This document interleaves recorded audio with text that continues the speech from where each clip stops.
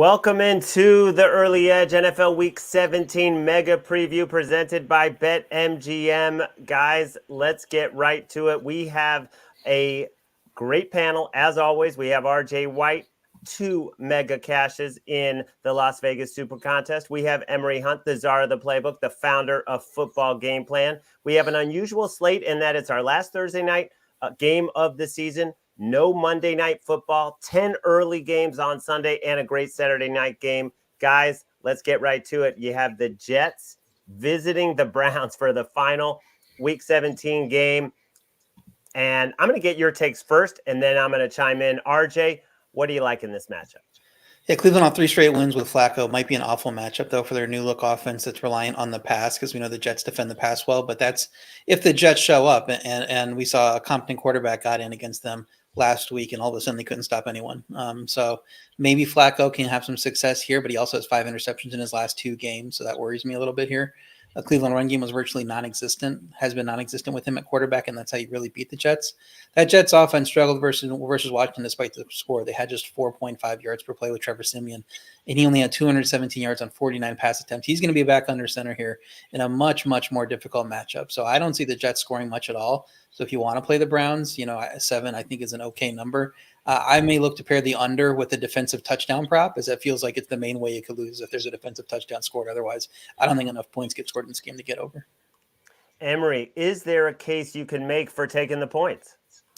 Not at all, because of what RJ just talked about offensively. Trevor Siemian is starting, so I feel like this Browns defense is going to eat him alive. So I kind of like the under and also -7. So the Browns should win this ball game, but definitely I don't trust them going over this number because I feel like it's going to be all Browns in this one.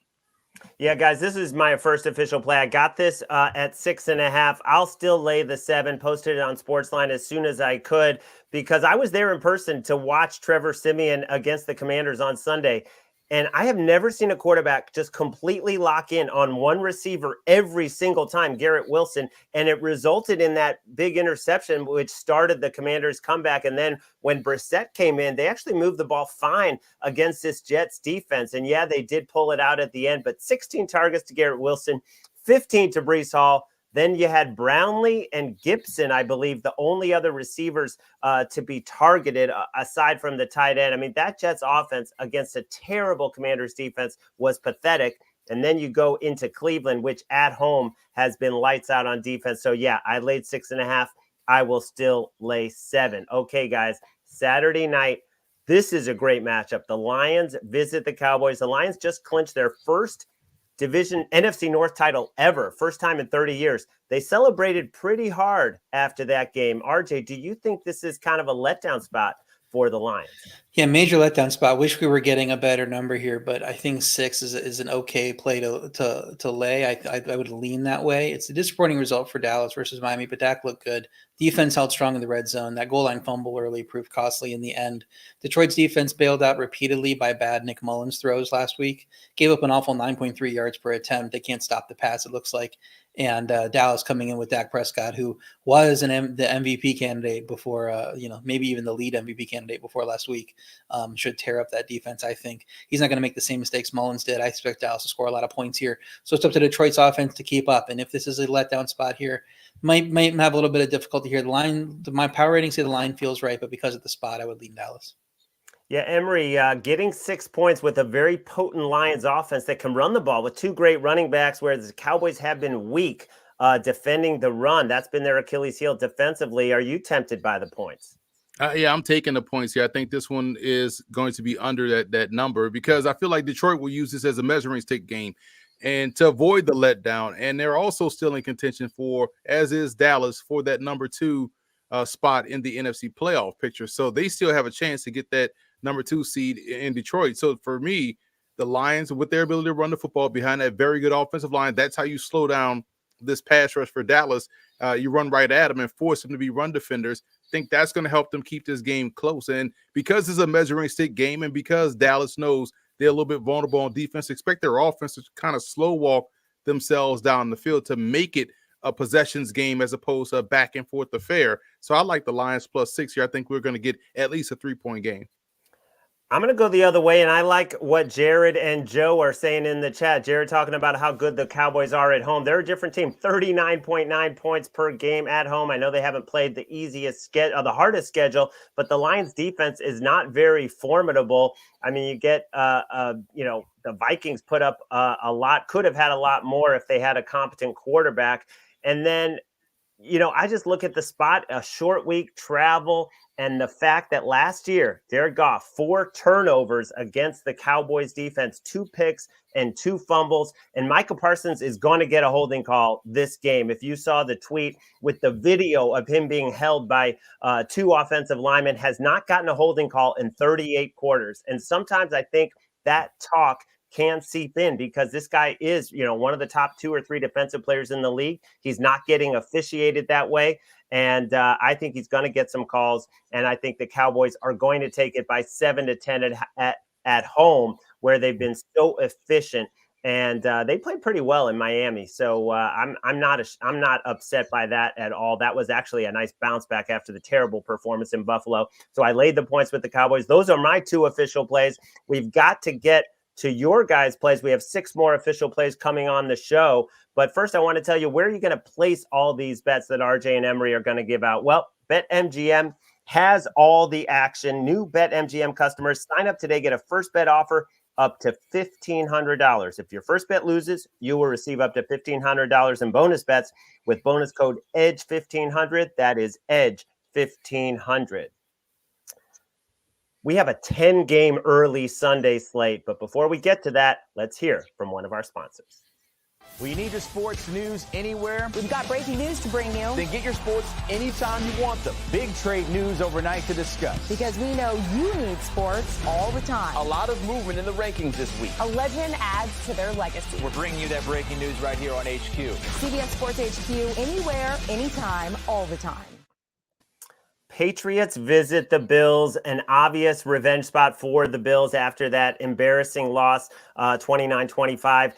I have the Patriots under 2.5 division wins. If they win 4 games this year and one of those, or 5 games this year and 3 of those are in the division, I'm going to pull my hair out because all my other future bets are looking good. RJ, will they be competitive here? I know they're not going to win this game. Will they be competitive? It's possible. I mean, Buffalo suffered a scare against the Chargers. They did dominate that game in the stats, 6.2 yards per play to 4.2, but they need to stop with the dumb turnovers. It seems like every week they're trying to lose a game with dumb turnovers. And New England's the type of team that can make you pay for that. We saw that loss early in the year where even Buffalo was outplayed by Mac Jones in that game. They know they can't sleepwalk in this game against this defense. So I think they'll show up better than they did in that cross-country trip to LA last week. The New England run offense, I thought they would, run rampant over Denver. They did nothing in a great matchup, but Bailey Zappi stepped up. He helped outgain Denver in yards per play by 5.2 to 4.2, so a big play there. But that New England offense was inconsistent. The 8 of their 13 drives didn't even at 10 yards, and so they either would go down, get some points, or get nothing. I think against this Buffalo defense that's playing a lot better, they're going to struggle to have any success. Really feels like Buffalo should dominate the stats in this game. It's going to take some dumb turnovers not to cover here. I think the line should be 14. So if you want to play Buffalo, I'm okay even with the big number playing Buffalo. And then just hope. And then if you want to play the other side of Allen to throw over even 1.5 interceptions, I think that might cover you on the other side. Emory, will you be laying the lumber with Buffalo? I can't trust Buffalo right now with this big number because of Josh Allen's propensity to put the ball in the other team's hands. And we know New England will get pressure. Their defense is still very good. So based off what we saw last week against the Chargers and based off what we've seen from Buffalo all season long, and based off what we've seen from New England, I think this will be a much tighter game, division matchup. Commonality is right there in play. I'm going to take the Patriots plus the points here because of that defense versus Buffalo's offense. And again, can we count on Gabe Davis to have back-to-back great weeks? Can we count on Khalil Shakir to have back-to-back great weeks? I can't say that with confidence, so I do feel like this game will be a lot closer than these 12 points. This is a competitive game that's very hard for me to handicap when you have the Falcons visiting the Bears. These are teams, I was on both of them last week, and luckily they came through. I've been on the Bears for several weeks, and then the Falcons make the move to Taylor Heineke. It was obviously the right move. They beat down the Colts 29-10 at home, and now you're giving me a full field goal with the team that is still very much alive. I'm kind of torn on this one because I do like the way both teams are trending. RJ, you have a play in this game. Let's hear it. Yeah, I like the under, going under 38 points. Atlanta's offense bounced back in a huge way by leaning on the running backs in that game. They had 10 of the 23 receptions from Taylor Heineke, in addition to those 28 carries they had. Chicago's defense effective at limiting Arizona's running backs in the run game. They are third in rush yards per allowed per rush, but they did struggle in that game against running backs in the passing game. It seemed like whenever they wanted it, they could get 10 yards across the middle of the field throwing to either DeMercado or Connor. Atlanta's defense did a great job shutting down Jonathan Taylor, and Chicago's offense really needs the run game to work to have a shot at success. But the key thing here is Atlanta's offense has been awful on the road. They did lose 2 road starts with Taylor Heineke early in the year. Those only came against Tennessee and Arizona, not really great competition. Did score some points in those games, but I just couldn't take them in this spot here. It looks like the market is trending toward taking them, and it might drop under 3. If it gets under 3, I'm going to look to the Bears. Right now, I'm just playing that under, like I said, at 38. Atlanta unders are 10-5 all season. Chicago is 6-1-1 to the under in their last 8 after the defense got healthy and added Montez Sweat. So these two are 2 teams that typically play to the under, especially like it with Atlanta going on the road here. Emory, when you look at this game, one thing with the Bears, I feel like there's so much more potential that hasn't even been unlocked yet. Is this the day that we finally see it? Absolutely. At these points with the Bears, you have the Arthur Smith effect. You can't trust his play calling game to game. Taylor Heineke will get challenged against this Bears defense, which has been outstanding. Like RJ pointed out, since they picked up Montez Sweat, something has clicked for this defense. They're getting pressure. They're turning the ball over. They'll get turnovers versus Heineke. And I love how a lot of people are just over analyzing Justin Fields, when in actuality, he is the biggest X factor in this game. He's the most explosive piece on either side of the field. And because of that, when you have a pressure style defense like Atlanta has, they want to get after the quarterback. You got to play calm against a guy that can legitimately go 60 yards on any given carry. He's going to see a lot more zone. He's going to be able to hit those windows to a lot of those targets. Cole Kmet, if he's out there healthy 100%, DJ Moore should have some success. And if push comes to shove, we'll see Fields take off and run. He'll be the great equalizer in this ball game. I like the Bears to win big here. Nice. Well, we have another field goal spread in Indianapolis where the Raiders come to town. It's going to be a short week for the Raiders. They're basically the toast of the town right now. Antonio Pierce is 4-3 since taking over. They're still alive. This does seem at first that everyone's going to gravitate towards taking the points after what the Raiders did to the Chiefs and that defense. RJ, is that the way you're going to lean? I mean, I think that's how you have to lean here. I just hate the Colts. They're somehow 8-7, but their 7 losses, they look like the worst team in the league, and their 8 wins, they look like a top 10 team, and you just never know what you're going to get with them week to week.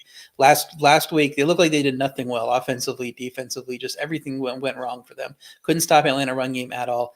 Led to 7 scoring drives, although 5 of them were field goals. So maybe stepping up in the red zone helps them there.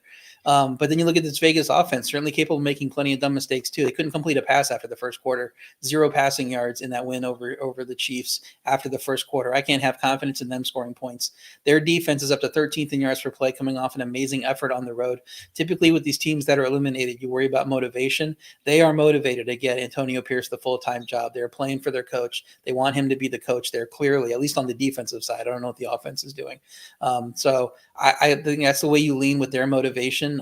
It feels like Indy should be bigger favorites in this matchup because of that offense at 8-7, but they haven't even been 3-point favorites all year. So this would be like a high for the Colts. And I don't know if they deserve it against this Raiders team that's playing well. So I think you got to lean to the Raiders. I think the line should be a little bit south of 3. Emory, would you lean to the Raiders with a team that did not complete a pass, I believe, after the first quarter and still won that game doing nothing on offense? Yeah, they set offense back for a couple of decades there to, it was bad to watch. But maybe they get Josh Jacobs back in this game. We've seen them be able to run the ball. But I like the under here more than anything because RJ touched on it, how much this Raiders defense wants to play for Antonio Pierce. They have simplified everything.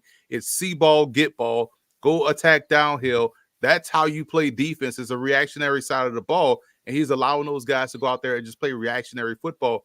And the good part is they're dealing with a quarterback that doesn't particularly do well versus pressure. So I think both defenses will show up because there's no passing threat from the quarterback position on the Raiders side of things. This will be a run the ball, try to get field position, try to get some field goals in there, get out of Dodge with a win. However you can get out of Dodge with that win. So I think the defenses will show up. So I like the under more than anything here. And Ray Brown in the chat points out that Michael Pittman should be back, which is huge for the Colts. Gardner Minshew needs him.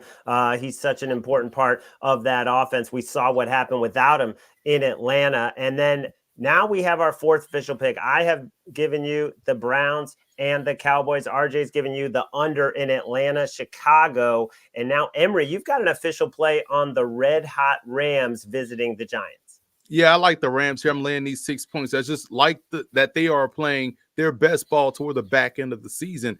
And it's a lot of smoke and mirrors, but it's hard for teams to really grasp within a week's prep for this game. I liken it to how teams used to struggle versus Nebraska in the mid-'90s and how they still struggle now versus triple option offenses in college football. You know the crosser is coming. You know it's going to be a low crosser with a mid-level crosser behind it, yet you still can't communicate and pass it off. So you're going to see Puka Nacua have success. You're going to see Cooper Kupp have success. You're going to see the running back still have success because you have to respect the play-action pass. So you're trying to get your depth in your zones, and now Kyron Williams has an advantageous access to the second level. This is just a bad matchup for the Giants. And on offense, who's going to be quarterback? Should it be Tyrod Taylor? He gives them, to me, the best chance to win. We know Tommy DeVito is the story that got the start, but he was yanked at halftime. And post-game, listening to the press conference in studio, it was adamant that Brian Daboll was highly upset with the play to where he had to bench DeVito. Does DeVito give them a better chance? Absolutely not. The mobility of Tyrod helped spark the offense. Maybe the over could be in play, but I definitely feel like the Rams will win by more than 6. Yeah, I think Tyrod's got to be the play, the way he came in and made that game competitive. But, I mean, the NFL probably had something against the Giants with the scheduling here. When the Rams play a Thursday game, the Giants play a Monday game. That's not really fair, RJ. Right, and that's why the Rams have an edge here. I want to ask Emory something before I get into my analysis. So it sounds like you think Tyrod might play and you still like the Rams at -6. What do you think the line should be if DeVito is the quarterback? It should be what it was for that Eagles, where early in the week it was 11. Then by game time it was 13.5. If DeVito is in, he gives you no threat offensively. Teams know, okay, we just stop Saquon. We ain't got to worry about DeVito doing anything deep down the field. We just rally up, make a tackle. So I feel like if DeVito was in, that line would be more double digits based off what we've seen from him and what we've seen from Vegas when DeVito has been the starter.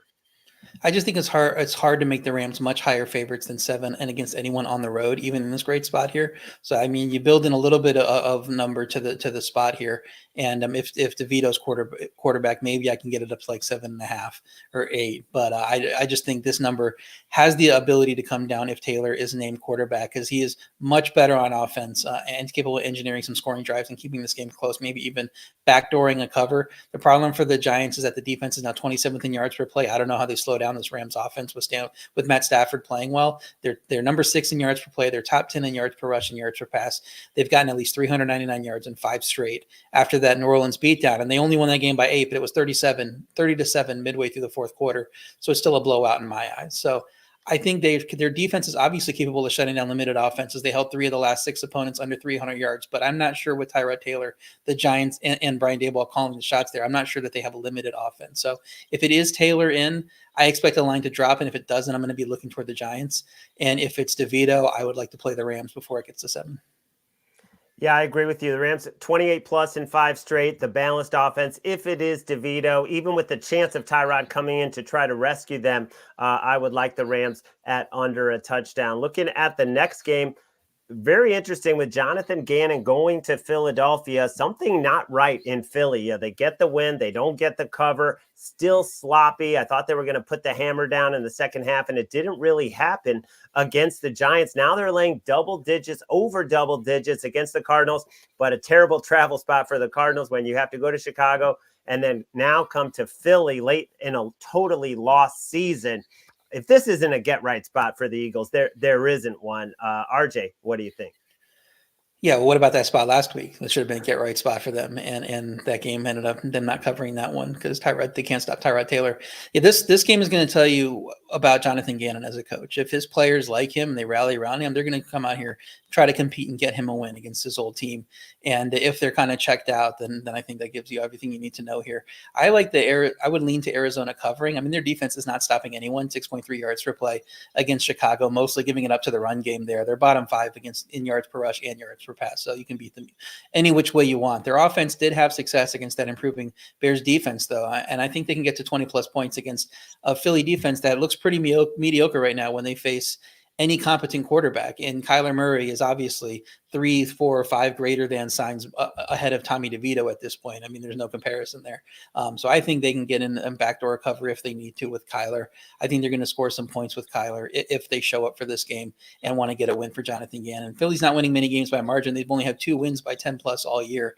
And so I think the way you look to play this game is either Arizona, even at 10.5, even though it's come down a little bit off the look ahead, or go to the over if you just think it's going to be a points fest here. So those are the only 2 ways I'm looking to play this one. Yeah, the back door definitely open. I mean, the Eagles had to defend a pass into the end zone to end that game, and one of the Giants receivers got thrown out of the end zone, no flag on that last drive. Emory, your take on this one? Yeah, I'm leaning to the Philadelphia Eagles. I will lay these points, and there's a lot of dots to connect here. You have Jonathan Gannon, who knows about the Philly offense, but you also have the Eagles who knows about this Jonathan Gannon-led defense, and I feel like that right there should also yield the over in play. Because when you have a quarterback that connect on a deep ball like Kyler Murray can, they'll be able to score some points here. I'm thinking 33-20 type ball game. So we'll get a lot of points, but we'll also get the cover from the Eagles because they still have the ability to really grind out the game when they have a lead. If they decide to stick with it, because they can run the ball, but they just don't stick with it, they'll be able to run the football here to really salt this game away. And a big update on that defense for the Cardinals, which hadn't been good, particularly all season long, but now they've just released their starting corner, Marco Wilson, who started a lot of games out there, who was starting this season. So now you bring in a reserve corner against 2 number ones out there on the perimeter. I just feel like the Eagles have a chance to really put up some points like they did yesterday, but also that defense will give up some deep balls to Kyler Murray. He can extend the play. So that's why I also like the over as well. Huge game in the NFC South with Tampa Bay hosting New Orleans.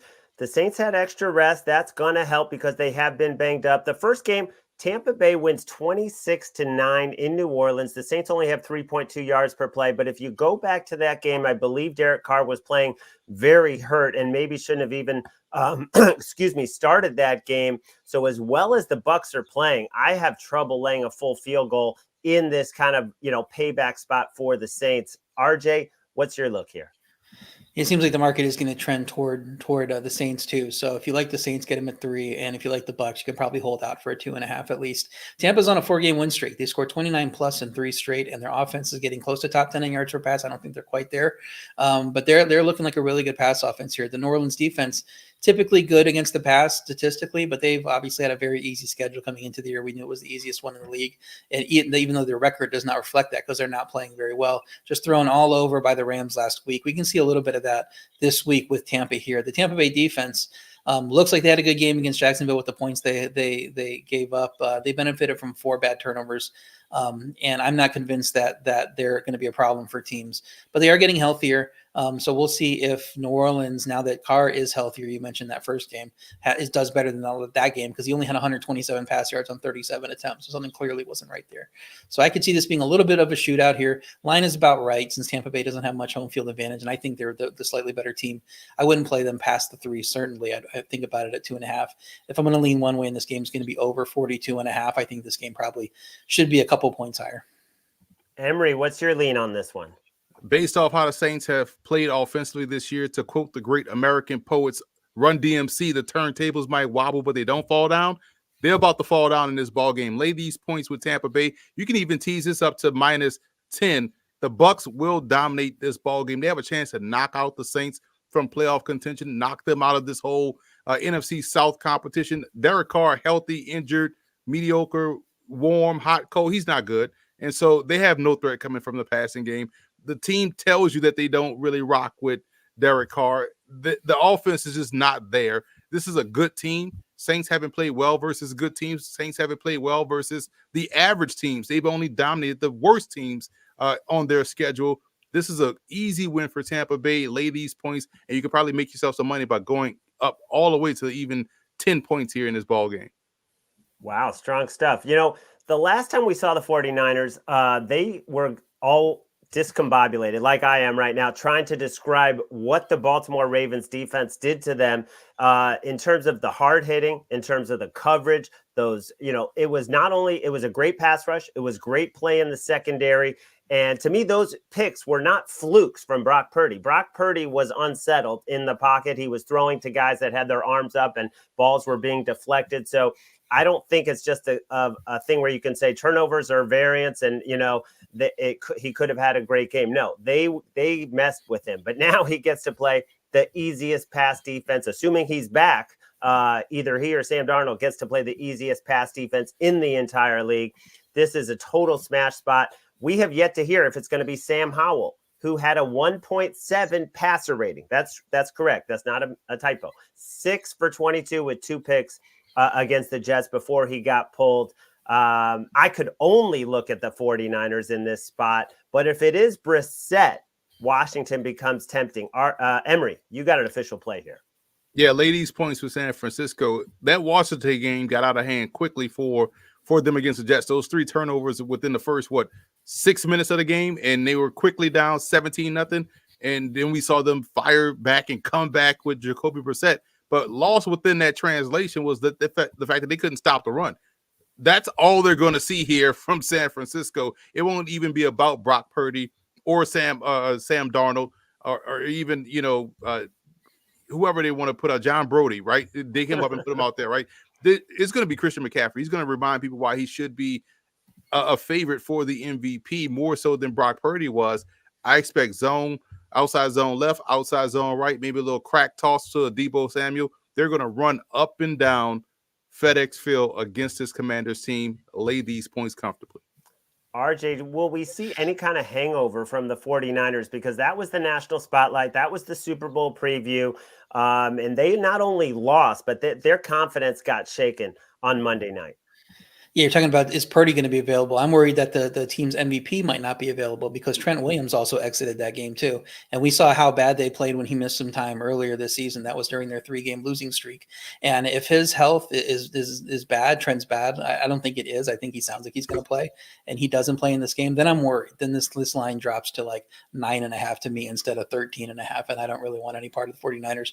Even if Sam Howell is named the quarterback, I think if you play the 49ers, do it in the first half, because we've seen they're just going to go to Brissett when he's playing poorly, and Brissett's going to cover the back door against some of these teams and just throw touchdown after touchdown drive, put together touchdown drive after touchdown drive.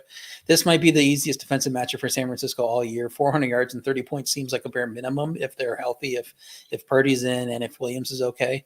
But there's always a potential to sleepwalk as big road favorites on the road here. So I just cannot lay the points here. I want no part of Washington covering. If Brissett is in, I'll think about it. And if Brissett is in, I'll definitely be looking to play the over. Carolina showed a little bit of promise offensively. Now, you could say it was against Green Bay, whose defense has cratered since week 10, but they finally got the offense going. They've covered 3 of their last 4 under the interim coach. And now they're getting, a full touchdown against the Jaguars. I don't believe it's going to be Trevor Lawrence, but that has not been confirmed. I think the Jags would be better off playing C.J. Beathard regardless of whether Trevor Lawrence is able to play, because obviously he should not have been playing these past few weeks. The Jaguars season is gone straight downhill because he's been playing hurt. C.J. Beathard is competent. Emory, I'm going to come to you first on this one. You going to lay the points? I'm going to take the over in this one. I feel like when you look at both teams, there's some potential for splash plays. They still have a lot of big play capability to do the Jaguars because they have explosive talent at the skill position. So even with C.J. Beathard in there, he's not going to really stretch the field vertically like a Trevor Lawrence can, but he can hit enough to where these guys are really good catch and run guys. And Travis Etienne is still back there in the backfield. They still have a lot of explosiveness.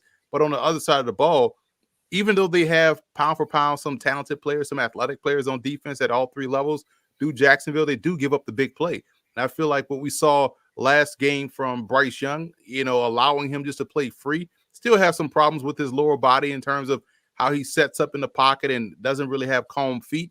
But when he's playing quick in terms of like how he played at Alabama. He's able to create, find a window, and hit a dart downfield. So I like this one to go back and forth. I think they found something right now with how they're playing offensively. So I like the over more than anything. RJ, is it as simple as saying Trevor Lawrence has killed them last few weeks, or are there other problems with this Jags team that was 8-3? The offensive line is a problem. The defense is a problem as a whole. I mean, there are a lot of problems with this team. Calvin Ridley disappears at times in games. All his fantasy managers were tearing their hair out. And I believe he had no catches at halftime of this game. He finally got on the board late. So it's just a team that should have ran away with this division, everybody thought, and they're not playing that well. I actually bet them to miss the playoffs before the season. So I'm glad that that's still live. We're hoping we can get over the finish line there. Probably not going to happen because they're laying 7 in this game. Carolina's offense looked legit against Green Bay out of nowhere. I mean, I don't care that Green Bay's defense had problems. You just got to stop this offense. They have done absolutely nothing all year. But this game, they had 6.3 yards per play, and Bryce Young went over 300 pass yards. Any competent defense should be able to stop them. But Jacksonville's defense certainly capable of getting routed. But Tampa Bay beat them last week with sustained pass efficiency, and I don't know that Carolina can do that. So we'll see there. Jacksonville's offense a mess with Lawrence playing. I can't trust them to cover a big number at this point. I think you look to Carolina if you want to play the spread. They have covered 3 of 4 under Tabor at coach, and Jacksonville has been not just losing 2 straight, but uncompetitive in 2 straight games. So I would prefer if Lawrence is cleared and people will bet this up and it gets over 7, where I consider playing Carolina. So this is going to be a wait and see play for me. Well, this game might be the best one of the day. Dolphins at Ravens, AFC supremacy on the line. You love to back John Harbaugh as an underdog. His numbers are incredible. You love to back Lamar against the NFC because he almost never loses. But now you have a favorite role at home. But the Dolphins might not have Jalen Waddle. Looks like he will be out. That's got to be a huge blow to their offense. Emory, how do you handicap this one? Well, this is a great spot to play the Dolphins if you're Baltimore, because you just played their offense last week against San Francisco. It's the same exact offense with less Christian McCaffrey, right? So you get Raheem Mostert, who quiet as kept, is having a phenomenal year, right? He's 20-something touchdowns he has. So he's been playing excellent football.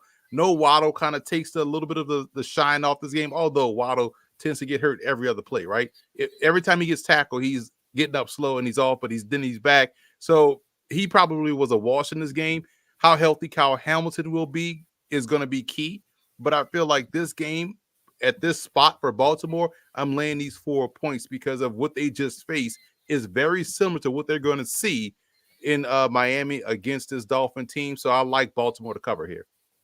RJ, Raheem Mostert and Austin Jackson also dealing with injuries for the Dolphins. But the Ravens, it's got to be not a letdown spot, but can you get as high as they were for that game? They were so locked in against San Francisco. I wonder what they have left for this one. Well, the good news is if you win this game, you can rest people next week because you lock up the number 1 seed. So, I mean, they could be playing for that and playing for an extra week off or a mostly week off. I don't know if they want to give them 2 full weeks off with the bye. But we'll see there. Miami gutted out a win versus a good team to kill that narrative that they can't beat good teams. Now they got to go in and win this game to stay, up on the division race and give them a shot at the number 1 seed here. I think. But Baltimore, huge win at San Francisco, like you said. I don't want to overrate them based on 1 week. I didn't have them anywhere near San Francisco, so they showed that they deserve to be above them.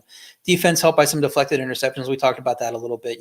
They did play well. I don't want to take anything away from them. They are the number 1 team in yards per play for a reason. They are vulnerable against the run, though. But that beat up Miami offensive line wasn't that effective in the run game against Dallas, where you would expect them to be without Jonathan Hankins there.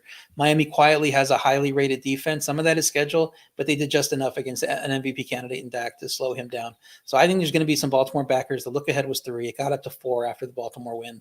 And if it gets a little bit higher, I'm going to start thinking about Miami here because you worry about the pressure that the Ravens got on Purdy, got him off his game here. We know Miami can get it out quickly with Tua. They emphasize that with the quick passing. And if they're doing that and Tua can stay upright, I think they have a shot of not just covering, but maybe winning this game. So I'm going to play Miami if it gets a little bit higher. If not, I'm just going to stay away. Yeah, and we saw Miami come back from a big deficit in Baltimore, that huge fourth quarter comeback. That was a thrilling game for Tua, if you guys remember that one. And I do empathize with anybody in the chat talking about Chuba Hubbard because I was on over 16.5 carries as well, and we couldn't get the 17th in the fourth quarter. We couldn't get overtime, which I thought was going to get it for us. A very frustrating loss. Now you look at this game, Titans at Texans. I saw something today where there were 20 plus players active for the Titans who were not on the roster at the start of the season, not on the opening day roster. That's how many injuries. That's what's happened to their team. Totally decimated. On the other side, the Texans also decimated. Hopefully CJ Stroud is back. There's optimism. But what about Will Anderson? What about Jimmy Ward? What about Blake Cashman? RJ, you have an official play on this one. Yeah, I'm going to lay it with the Texans under the premise that I think Stroud's going to be back based on reporting over the weekend. It sounds like he's trending in the right direction. And so he seems likely to return for this game. Will Levis might be back too. I don't know if that's a positive or negative. He wasn't playing that great before his injury. Tennessee did fight valiantly against Seattle. The run offense found some new life, but Houston's rush defense is top tier this year, even with the injuries in the passing game, which you might be able to take advantage of. I don't think that they'll give up a bunch to Derrick Henry in the run game here. Houston completely blown out by Cleveland, but 2 garbage time touchdowns disguised it a bit in the final score. It's going to be a much easier matchup for them here. Tennessee's defense 32nd in interception rate, unlikely to slow down this Houston pass attack. That's going to be healthier than it's been in several weeks, especially with Stroud expected back. Would expect the line to rise once Stroud is in, maybe settle around 5, maybe even get to 6. So I wanted to beat that move and lock in Houston at -3.5 as a best bet. I mean, Tennessee has let 2 straight games slip away late. That first one against Houston, where they lost in overtime, and then this past one where they were leading Seattle at the end and gave up that go-ahead touchdown to lose it there. So I'm not sure how they get up for this game after those 2 losses. It might be kind of gut punch and write the season off, and we'll see a next year time for them. So this could be a little flat spot for the Titans here. And if Stroud is back, love the Texans. Just keep winning and trying to lock up this division. Yeah, it's a quick division rematch, but they go into Tennessee and win with Case Keenum. Now they should get CJ Stroud back. Emory, do you agree with RJ? Absolutely. And you wonder how long Will Anderson will be out. That's unfortunate because he was trending toward all rookie team. Still may get all rookie, but CJ Stroud back definitely enhances the passing game. And that's going to be big against the secondary that tends to give up the big play deep downfield. We saw that against Seattle. We'll see that again here against Houston. I do like the Texans to win. I'm going to lay these 3.5 points. And that was the Texans -3.5 was the second official play from RJ White. You're going to get the third one, but we got to take a break and hear from one of our sponsors. There's more than just pride on the line. It's a top-of-the-table Old Firm derby. Celtic, Rangers, Saturday on CBS Sports Network. Steelers heading to Seattle, getting 3.5. It will be Mason Rudolph, who had a great game in that win. And I heard something where Mike Tomlin 5-0 in the Mountain or Western time zones against the spread in his last 5 visits out there. RJ, you put any stock into that at all?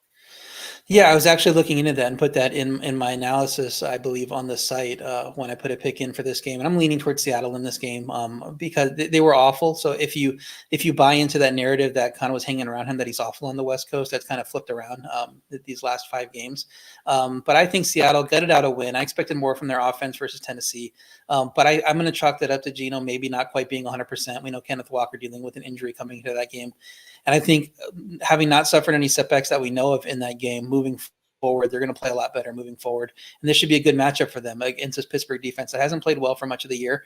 And that offense destroyed a bad Cincinnati defense last week, but take out the 2 long touchdowns. They were not efficient on their other plays. And Seattle's not going to give up those long plays, I don't think, defensively. They're actually playing pretty well despite some of the injuries they've been dealing with guys like Witherspoon and Adams on the defensive side. So they've been pretty good limiting those big plays. They've had no pass plays allowed over 20 yards in the last 2 weeks, and that's with playing the Eagles 2 weeks ago. So they're actually doing very well on defense. I expect the market to buy this down to 3. It looks like everybody wants to be on the Steelers here, even with Mason Rudolph at quarterback, as we expect, unless Kenny Pickett makes a great recovery and his name starter later in the week. But if this gets to 3, love Seattle. So if you don't want to lock it in now, I understand. But I make them a bigger favorite here, and I'm hoping to play them at only 3. Emory, was that Mason Rudolph performance legit or somewhat of a mirage? It was legit in terms of he's better than Pickett and also Trubisky, but in terms of where he stands in terms of long-term Steeler quarterbacks, no, he's still below average. But for this particular game, I like the over because the variance of the receivers in Deontay Johnson that should see more targets, and also in George Pickens. And when you think about what the Seahawks haven't given up. Well, no one really has pressed them deep down the field. We know the Steelers are playing with their backs against the wall, so they will take a shot deep downfield. And when you're taking a shot to a George Pickens, and they say the whole saying is a 50-50 chance, well, yeah, he makes it 90-10 because he tends to come down with a lot of catches. And on the other side, you can attack this Steelers secondary deep down the field. And we know Geno Smith has the receivers. He has the ability. He has a touch to throw that ball deep down the field as well. So I like this one going over this number. The Broncos laid a full 6 to the Patriots, actually got all the way up to 7. I was on the wrong side of that. RJ was on the right side. He was on the Patriots. And now the Broncos dress up again as big favorites, laying 5.5 to the Chargers. Chargers under their new coach, very competitive. You could say, the Bills handed them a few things to keep them competitive, but they definitely played better, played harder, were a little more focused. RJ, you taking the points? I'm taking the points again, even though my power ratings say the line should be higher. They said that last week, and I did not. I went against it. I didn't want to trust them. I can't trust Denver laying a bunch of points. They're not a very good team. Their rush defense, though, surprisingly wasn't the issue against New England, but Bailey Zappi threw all over them. I think Easton Stick can have some similar success. Even if Keenan Allen isn't back for this game, we'll see how his health is. Denver still has the worst run defense in the league, too, by nearly half a yard per rush. And Chargers were solid running the ball against Buffalo, maybe doing more of that with the new coaching staff in place there. Maybe we see more of that here, and that keeps this game closer. And their defense also looked better against Buffalo with Staley gone.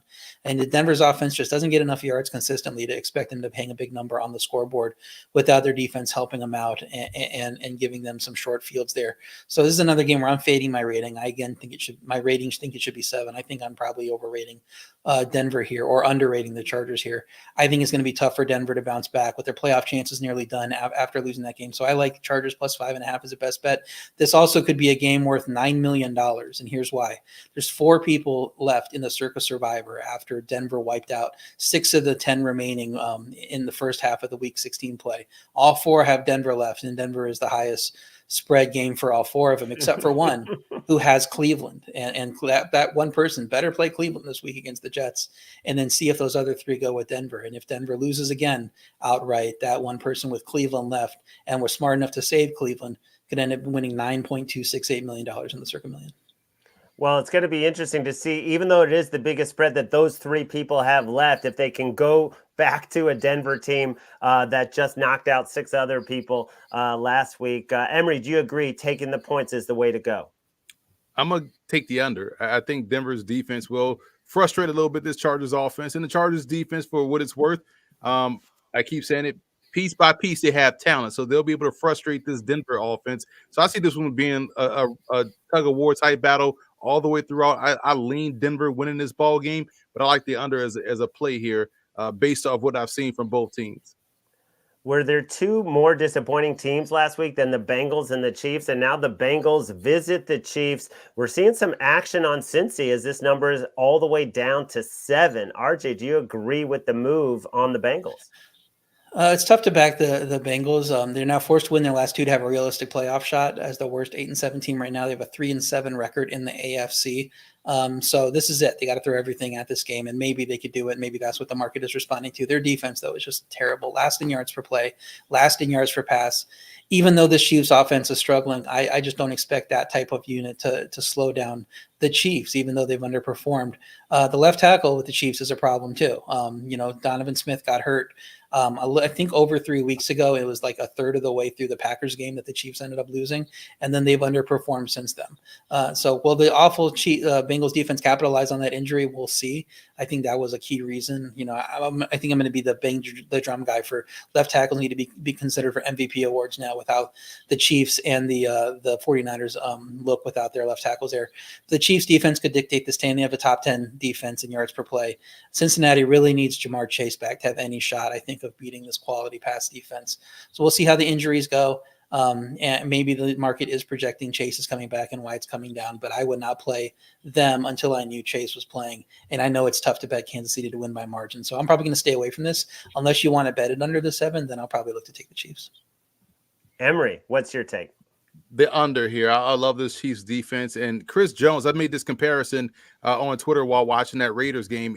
Even though it's not a 1-to-1, but when you watch his impact defensively, it's like we're watching Reggie White again. The same size type player that can play across the front, just unblockable and just dominates when he wants to. And it seems like he's always in the face harassing the quarterback. And I feel like that's going to be the case here against a guy that has a propensity to hold the ball a little bit too long in Jake Browning. So I like this defense. I like the fact that they are getting the Bengals without Jamar Chase potentially. I like the under here more than anything. Sunday Night Football, Packers and Vikings. And if you haven't read it, there's a great column in the Minneapolis Star-Tribune about Nick the Pick, as they're calling him, Nick Mullins, because of all the interceptions he throws. And he still said he had a good game afterwards. I mean, he combines, fairly accurate, no arm strength, and no mobility. And basically the writer was saying he's getting guys killed out there. I mean, like, he's putting his receivers in harm's way. He's throwing interceptions, but he is also throwing for a lot of yards, over 400 yards. Will they go to rookie Jaron Hall? It's a terrible Packers defense that's just been getting obliterated. And Emory, this is your third official play. You go first. Yeah, I like the Packers here. You talked about a lot of the reasons why. Nick Mullins potentially starting. That means you already give a touchdown to the Packers based off, him throwing an interception or fumbling the football. I think hospital ball should be an official stat for quarterbacks because he does lead the league in that category. When you think about the Packers offense, they can score the ball. They can push the tempo. They can play with pace. They can run the ball when they want to. I love a lot of what they do offensively.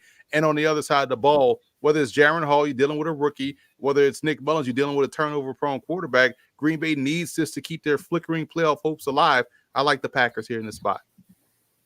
RJ, which way you going in this, desperate game for both teams? Yeah, both teams really need this. Embarrassing performance for Packers defense against Carolina. I don't know how you give up nearly 400 yards to the league's worst offense there, but the Green Bay offense made up the difference despite all the injuries they've been dealing with. Aaron Jones, key in the run game, but Minnesota's defense is fifth in yards per rush.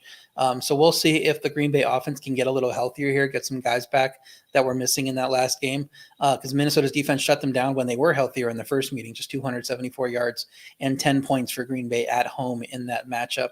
But then you look at the other side, like Emory's talking about, hard to have confidence in Minnesota's offense with Mullins at quarterback, especially with Hawkinson and now Addison. Hawkinson out for sure, and Addison, I think they say day to day. We'll see if he plays in this game, and if that's the case, and he misses the game, Green Bay could have the healthier offense here, and Minnesota's offense creating turnovers could make the difference if Mullins is the quarterback, and if it's Jaron Hall, it brings down the upside of Minnesota moving the ball. I think I like Emery's play. I would lean to the under in this game. I think people are going to be looking to the over, just seeing what the Packers are doing on both sides of the ball. But this seems to me like Vikings could get some drives that they don't get any points out of because of Nick Mullins, and the Packers with their offense not being able to score against Minnesota the first time. This seems to me like a game that could stay in the low 40s or maybe even high 30s to me. Feels like every game is between 7 and 8 and 8 and 7 this week. A lot of parity, as there always is in the NFL. Guys, let's go over our best bets, 8 official best bets. I'm going to start with you, RJ. Give them to us. I have the Texans minus 3.5. That's a play expecting Stroud to come back. Obviously, I want to get in front of the line move I expect to happen there. Chargers plus 5.5. That goes against my power ratings, but I think I'm still a little too high on Denver, and the market is a little too high on Denver right now, and that game should be probably closer to the 3 or 4 range. I have the Falcons-Bears game going under 38 points. Love fading this Falcons offense on the road. Bears don't score a ton of points either, and their defense is playing very well, so I do not expect this game to get anywhere near 40. Emory. Oh, we talked about the reasons why I love the Rams here in this spot. They're playing the Giants. Lay these 6 points. They're the hottest team in the NFC, in my opinion. 49ers playing the Washington Commanders. Lay the 13.5. Run game is going to – it wouldn't surprise me to see Christian McCaffrey get over 200 yards on the ground in this matchup. So I like them big against Washington. And, again, the Packers, they can't lose to Nick Mullins. They can't. So take them on them. You can take them on a money line, or definitely take them +2. They'll take care of business and win this ball game against the Vikings.